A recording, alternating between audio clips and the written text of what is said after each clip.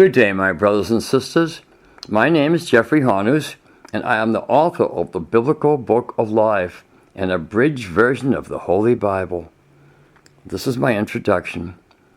If your father built a business that provided for the needs and happiness of his family, and was your most loyal friend as well, as my dad was to me, then one day, without warning, he suddenly died, how long could the person you dearly loved affect the way you think? Possibly lifelong, as we never realize how much someone means to us until we lose them. For the love of his children, our earthly father had written a last will and testament, leaving all his worldly possessions to his firstborn son, as that was the custom of the culture under which they lived.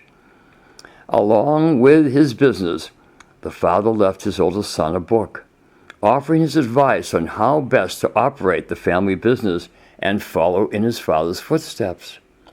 Unfortunately, the firstborn son chose not to read his father's book. He reasoned with his siblings that he had no need to read his father's advice, as being born in a new generation, he had better ideas on how to succeed. To begin with, he decided to expand the business by leaving the family, traveling to foreign lands to import products for domestic distribution. For a short while, everything went well, but then fate turned against him. He was careless with his father's money. Trusting in people who were not trustworthy, he nearly went bankrupt. Now, who was to blame? Was it the father or his son? Successful or not, should the firstborn son have at least read his father's advice? I think we all know the answer to this question. In life, when things turn against us, or there is a sudden or traumatic death of a loved one, many people turn to God in time of distress to ask the question, why? Why? But then again, if our Father in heaven had left us a book of life full of his advice, and we chose not to read it, who is to blame when we feel lost or depressed? The books of the prophets and disciples represent our Father's book of life for us to read and learn.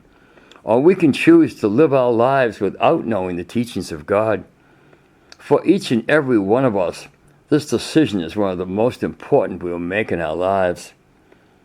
If you are considering reading this book, you may have faced some hardship and suffering in your life, and if so, this book could be your savior.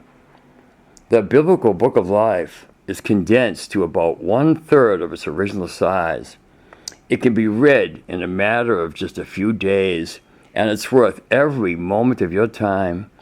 And you will understand how the prophets of the Old Testament and the New Testament are closely joined together, as a faithful marriage should be. Enjoy the book. You have a wonderful day, and goodbye for now.